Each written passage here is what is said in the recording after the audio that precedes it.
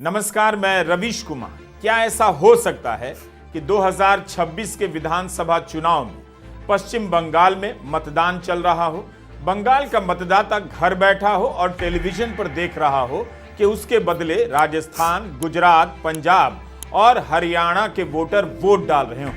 सवाल है कि इस तरह के फ्रॉड चुनाव आयोग ने खुद से क्यों नहीं पकड़े? उसका अपना तंत्र क्या करता है? क्यों कभी कांग्रेस को तो कभी आम आदमी पार्टी को, तो इस बार तृणमूल कांग्रेस को मतदाता सूची में कथित धांधली को लेकर सामने आना पड़ा है। मुख्यमंत्री ममता बनर्जी ने प्रमाण के साथ आरोप लगाए हैं कि बंगाल के वोटर लिस्ट में पंजाब, हरियाणा, गुजरात, राजस्थान के वोटरों के नाम जोड़े गए हैं। दोनों के एपिक नंबर एक है। हर वोटर कार्ड पर एक नंबर होता है जिसे इलेक्शन फोटो आइडेंटिटी नंबर कहते हैं, संक्षेप में एपिक नंबर। इन नंबरों से ही पता चला है कि बंगाल के वोटर लिस्ट में कई नाम ऐसे हैं जिनका एपिक नंबर बंगाल में भी मिलता है और गुजरात की मतदाता सूची में भी। अगर ऐसा है तो क्यों न माना जाए कि चुनाव के सिस्टम का यह बहुत बड़ा फ्रॉड है। यहां ममता बनर्जी उदाहरण के साथ बताने लगी कि बंगाल के रानीनगर के मोहम्मद शाहिदुल इस्लाम का एपिक नंबर हरियाणा की सोनिया देवी के एपिक नंबर से मिलता है। इसी तरह रानीनगर के मोहम्मद अली हुसैन का वोटर आईडी नंबर हरियाणा के मंजीत से मिल जाता है। हरियाणा की सोनिया देवी का एपिक नंबर बंगाल के मोहम्मद शाहिदुल इस्लाम का एपिक नंबर, दोनों एक कैसे हो सकता है? 27 फरवरी को ममता बनर्जी ने जब तृणमूल कांग्रेस की मीटिंग में यह आरोप लगाया, प्रमाण के साथ मतदाताओं के नाम दिखाए, तो मुझे लगा कुछ दिन इंतजार करते हैं, देखते हैं कि यह आरोप कैसे चुनाव आयोग तक पहुंचता है और चुनाव आयोग की क्या प्रतिक्रिया होती है। इस बीच तृणमूल कांग्रेस ने चुनाव आयोग और बीजेपी पर हमला तेज कर दिया और अपनी बात को लोगों तक पहुंचाने के लिए तरह तरह के कार्टून बना डाले। 4 मार्च को अपने हैंडल से, ट्विटर हैंडल से ईसीआई की नई फुल फॉर्म ट्वीट करते हुए तृणमूल कांग्रेस ने लिखा कि ये एक्सट्रीमली कॉम्प्रोमाइज्ड इंस्टीट्यूशन ईसीआई हो गया है। एक समय में इलेक्शन कमीशन ऑफ इंडिया हुआ करता था। 3 मार्च के इस मीम में हर मतदाता के पीछे वोटर का एक प्रेत भी लाइन में है। मतदान की लाइन में लोगों के साथ साथ भूत भी वोट करने आए हैं। तृणमूल कांग्रेस इन फर्जी नामों को घोस्ट वोटर्स बता रही है। पार्टी ने लिखा है कि यह बीजेपी की पैरानॉर्मल चुनावी स्ट्रेटजी है। अदालत ने सीबीआई को पिंजरे में बंद तोता कहा तो टीएमसी ने आयोग को मैना कहा। इस कार्टून में एक आदमी की बाह पर सीबीआई और ईसीआई नाम के तोता और मैना बैठे हैं। ट्वीट में लिखा है, ये सबसे आज्ञाकारी पालतू हैं जो अपने मालिक के गीत गा रहे हैं। चैंपियन ट्रॉफी के मैच के दौरान पार्टी हैंडल से एक और कार्टून ट्वीट होता है। 3 अलग अलग खिलाड़ी एक ही नंबर की एपिक जर्सी पहनकर बैटिंग का इंतजार कर रहे हैं। अंपायर की जगह प्रधानमंत्री मोदी हैं, शुभेंदु अधिकारी हैं और एक और नेता हैं। लिखा है कि यह बॉल टेम्परिंग या मैच फिक्सिंग नहीं, वोटर डुप्लीकेशन है। स्कोरबोर्ड रिग कर दिया गया है। 28 फरवरी के इस कार्टून में भूत कह रहा है, प्रिय बीजेपी, मुझे वोटर लिस्ट में डालना बंद कीजिए। 27 फरवरी के बाद से तृणमूल कांग्रेस शांत नहीं बैठी। कार्टून, मीम और प्रेस कॉन्फ्रेंस के जरिए अपने आरोपों को आगे बढ़ाने लगी। मीडिया में इसे लेकर अपनी तरफ से खोजी रिपोर्ट नहीं दिखाई देती। क्या मीडिया के लिए यह बड़ी खबर नहीं होनी चाहिए? सभी चैनलों को अपने पत्रकारों की टीम लगा देनी चाहिए थी। 2 मार्च को रविवार के दिन चुनाव आयोग का एक बयान आता है और आयोग मान लेता है कि कुछ मतदाताओं के एपिक नंबर समान हो सकते हैं, लेकिन दूसरी डिटेल जैसे चुनावी क्षेत्र, पोलिंग बूथ अलग अलग हैं। आयोग का कहना है कि एपिक नंबर एक समान होने का मतलब नहीं कि मतदाता सूची में फर्जी मतदाता जोड़े गए हैं, मगर तृणमूल कांग्रेस इसे मानने को तैयार नहीं। दिल्ली में सागरिका घोष, कीर्ति आजाद और डेरेक ओब्रायन 3 सांसदों ने प्रेस कॉन्फ्रेंस कर कहा कि आयोग ने सिर्फ यह माना कि गलती हुई है, उसे स्वीकार नहीं किया है। अगर 24 घंटे के भीतर चुनाव आयोग ने इस गलती को स्वीकार नहीं किया तो पार्टी इस मामले में और भी पर्दाफाश करेगी। जिस प्रकार की परिस्थिति बनी हुई है, जो इलेक्शन कमीशन ने धांधलियां की, आप विशेष करके देखेंगे कि जो वोटर जोड़े गए हैं पश्चिम बंगाल के लिस्ट में, वह सब भारतीय जनता पार्टी के जहां पर सरकारें हैं वहां पर हैं। बीएलओ होते हैं, बूथ लेवल ऑफिसर्स होते हैं, उनके हाथ से सारा कुछ मैनिपुलेशन किया जाता है। और जब तक आप यह नाम इलेक्शन कमीशन एआरओ के माध्यम से अपलोड नहीं करेंगे, तब तक यह नाम किसी भी वोटर लिस्ट में अपलोड नहीं हो सकते हैं। एक तो संविधान की परखच्चे उड़ाते हुए भारतीय जनता पार्टी और इलेक्शन कमीशन ने, क्योंकि केंद्रीय चुनाव इलेक्शन कमीशन को करने होते हैं, राज्य के चुनाव राज्य के सीईओ करते हैं, जिनका चुनाव सुझाव पर होता है। लेकिन 5 राज्यों में महाराष्ट्र, हरियाणा, बिहार, बंगाल, तमिलनाडु में इन्होंने अपने अधिकारी बैठा दिए हैं ऑफिस मेमो लगाकर। यह स्वतः स्पष्ट करता है कि संविधान से कोई भी मतलब नहीं है भारतीय जनता पार्टी। आज बहुत ही प्यार से इन्होंने अच्छे से आपको स्पष्ट रूप से बताया। हम ये कहना चाहते हैं कि यह एक बहुत बड़ी धोखाधड़ी है। पश्चिम बंगाल के लोगों को ही पश्चिम बंगाल में वोट करना होगा। एक चीज आपको मैं समझा देता हूं कि जो लोग इलेक्शन कमीशन बड़ी आसानी से, आपने पीछे भी सुना होगा कि यूपी में जो बाय इलेक्शंस हुए थे, महाराष्ट्र में इलेक्शन हुए थे, बहुत लोग थे, गांव के गांव, मोहल्ले के मोहल्ले लोगों ने कहा कि हमारा नाम वोटर लिस्ट में है ही नहीं, जबकि वो जन्मजात वहां के रहने वाले हैं, उनका नाम वोटर लिस्ट में होना चाहिए था। लेकिन वोटर कौन से आए? वोटर वो आए जो इस प्रकार से इलेक्शन कमीशन ने महाराष्ट्र में, दिल्ली में और हरियाणा में जोड़े।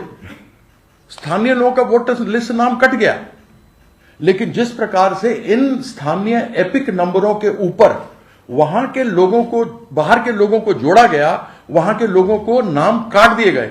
ऐसे एक नहीं अनेकों उदाहरण हमारे पास हैं। खेद की बात यह है कि इलेक्शन कमीशन ने उनका खुलासा नहीं किया। यह एक बहुत बड़े धोखा है, यह एक बहुत बड़ा स्कैंडल है, यह एक आपराधिक मामला है। इस आपराधिक मामले के ऊपर जांच होनी चाहिए। तृणमूल कांग्रेस का कहना है कि कुछ नंबर एक जैसे हो सकते हैं, ऐसा कहकर चुनाव आयोग डैमेज कंट्रोल कर रहा है। पार्टी ने सवाल किया है कि यह मानवीय त्रुटि है या चुनाव में धांधली करने का सोचा समझा स्कैम है। आयोग को तटस्थ होना था, लेकिन वो आज बीजेपी का चुनावी धांधली विभाग बन गया है। हम आपको चुनाव चोरी करने नहीं देंगे। महाराष्ट्र के चुनावों को लेकर आज तक आरोप लग रहे हैं, लेकिन जवाब नहीं आया है। 7 फरवरी को राहुल गांधी ने प्रेस कॉन्फ्रेंस कर आरोप लगाया था कि 2019 से 24 के बीच 2 लोकसभा के बीच 5 साल में 40 लाख नए मतदाता जोड़े गए, लेकिन 24 के लोकसभा चुनाव के बाद और विधानसभा चुनाव के पहले केवल 5 महीने के भीतर 40 लाख से अधिक नए मतदाता जोड़े गए। इस बार इतने अधिक मतदाता 4-5 महीनों में कहां से आ गए? आपको याद होगा राहुल गांधी ने इतना ही तो कहा था कि हमें मतदाता सूची दे दीजिए, बाकी का काम हम खुद कर लेंगे। अगर दी जाती हैं तो फिर हमें दे क्यों नहीं रहे? हम मांग रहे हैं, अगर दी जाती हैं, if it is the norm to give it, तो दे दो। वो तो चुनाव के पहले ही आप लोगों को दिया गया होगा क्या? नहीं, मैंने वो बोला आपको, वो डिसेंट्रलाइज तरीके से लिस्ट मिलती है। वो एक एमएलए को अगर लिस्ट निकालनी होती है तो उसे polling booth by polling booth by polling booth जाना पड़ता है। उससे उस डेटा से हम काम नहीं कर सकते। हमें सेंट्रलाइज डेटा चाहिए, पूरी स्टेट का डेटा, राइट? दिल्ली में जब नहीं, बट मान लो आप जो कह रहे हो सही है कि उन्होंने हमें लिस्ट दे रखी है, right? Fine, then why are they not just making it available to us? I'll add a small point. One second. Why are they not just making it available? हाँ देते हैं, आप मांग रहे हो, ले लो, वो दे क्यों नहीं रहे? आज तक मतदाता सूची चुनाव आयोग ने कांग्रेस को नहीं दी है। क्यों नहीं दी है? इसमें क्या समस्या है? 7 फरवरी को राहुल गांधी महाराष्ट्र को लेकर सवाल उठा रहे हैं और 27 फरवरी को ममता बनर्जी पूरी तैयारी के साथ बंगाल के वोटर लिस्ट को लेकर आरोप लगा रही हैं। 20 दिन में भारत के मुख्य चुनाव आयुक्त बदल गए, लेकिन आरोपों का दायरा दिल्ली से बंगाल पहुंच गया। जिस तरह से चुनाव आयोग ने मई 2017 में मशीन की धांधली को लेकर सारे पक्षों को जांच करने के लिए बुलाया था, अब उसे विपक्षी दलों को भी बुलाना चाहिए ताकि मतदाता सूची की व्यापक जांच हो सके। अभी तक चुनाव आयोग ने वोटर लिस्ट के सवाल पर विपक्षी दलों की बैठक क्यों नहीं बुलाई है? 4 मार्च को पीआईबी ने एक प्रेस नोट जारी कर जानकारी दी कि मुख्य चुनाव आयुक्त ज्ञानेश कुमार ने सभी सीईओ, डीईओ, ईआरओ को नियमित रूप से राजनीतिक दलों की बैठकें आयोजित करने और वैधानिक ढांचे में मुद्दों को हल करने का निर्देश दिया है। सभी राज्यों और केंद्र शासित प्रदेशों के मुख्य कार्यकारी अधिकारियों के इस सम्मेलन में 100 से अधिक अधिकारियों ने भाग लिया। इस विज्ञप्ति में लिखा है कि ज्ञानेश कुमार ने अधिकारियों को राजनीतिक दलों के प्रति सुलभ और उत्तरदायी होने का निर्देश दिया है। उन्होंने कहा है कि सभी वैधानिक स्तरों पर सभी दलों की बैठकें नियमित रूप से आयोजित की जानी चाहिए ताकि संबंधित सक्षम प्राधिकारी यानी ईआरओ या डीईओ या सीईओ द्वारा मौजूदा वैधानिक ढांचे में किसी भी मुद्दे को हल किया जा सके। यह आदेश बता रहा है कि अब चुनाव आयोग विपक्षी दलों के इन आरोपों को नजरअंदाज नहीं कर सकता। इस आदेश से पता चल रहा है कि मुख्य चुनाव आयुक्त तमाम सवालों को क्षेत्रीय कार्यालयों में पहुंचा देना चाहते हैं। यह भी ठीक है, लेकिन जब मुख्यमंत्री आरोप लगा रही हैं, नेता प्रतिपक्ष आरोप लगा रहे हैं, तो मुख्य चुनाव आयुक्त को राज्य की मुख्यमंत्री के साथ, देश के नेता प्रतिपक्ष के साथ बैठक करनी चाहिए। ममता बनर्जी ने अपने नेताओं और कार्यकर्ताओं को घर घर जाकर मतदाता सूची का निरीक्षण करने के काम पर लगा दिया है। बंगाल में इस साल चुनाव नहीं है, चुनाव है 2026 में, लेकिन चुनाव आयोग की यह हालत हो गई है कि पार्टियां अब चुनाव खत्म होने के बाद भी वोटर लिस्ट की जांच कर रही हैं और चुनाव शुरू होने के 1 साल पहले से जांच करने के काम में लग जा रही हैं। दिल्ली में यही हुआ। आम आदमी पार्टी ने वोटर लिस्ट को लेकर कई आरोप लगाए, सवाल खड़े किए। चुनाव से पहले आतिशी सिंह ने आरोप लगाया कि नई दिल्ली विधानसभा क्षेत्र में चुनाव से कुछ हफ्ते पहले 10,500 नए वोटर जोड़े गए और करीब 6200 हटा दिए गए। बाद में क्विंट की हिमांशी दहिया ने रिपोर्ट किया कि एक तरफ जहां दिल्ली में 4 साल में 4 लाख मतदाता जुड़े, वहीं चुनाव से पहले दिल्ली में 7 महीने में 4 लाख नए मतदाता शामिल कर लिए गए। महाराष्ट्र और दिल्ली के वोटर लिस्ट पर चुनाव आयोग के जवाब का इंतजार हो रहा है। हम आज इस पूरे मामले पर वीडियो लेकर आए हैं और आप अंत तक देखिएगा। यह मतदाता पहचान पत्र है। हर कार्ड पर एक इलेक्शन फोटो आइडेंटिटी नंबर होता है। यह हर वोटर का यूनिक नंबर होता है। तो यह कैसे हो सकता है कि आपका नंबर किसी और राज्य में किसी और के नाम के आगे दिखे? चुनाव आयोग के दिशा निर्देशों के मुताबिक हर एपिक नंबर अपने आप में यूनिक होता है, यानी मेरा एपिक नंबर आपको मिलेगा ही नहीं। क्या ऐसा आधार कार्ड के मामले में हो सकता है कि बिहार के किसी बंदे का आधार का नंबर बंगाल के बंदे का आधार नंबर एक समान हो जाए? क्या ऐसा फोन नंबर के मामले में हो सकता है कि जो मेरे फोन का नंबर है वही बंगाल में किसी और बंदे का भी फोन नंबर है? सस्ते से सस्ते फोन का भी IMEI नंबर अलग होता है। IMEI का मतलब इंटरनेशनल मोबाइल इक्विपमेंट आइडेंटिटी। दुनिया में करोड़ों फोन हैं।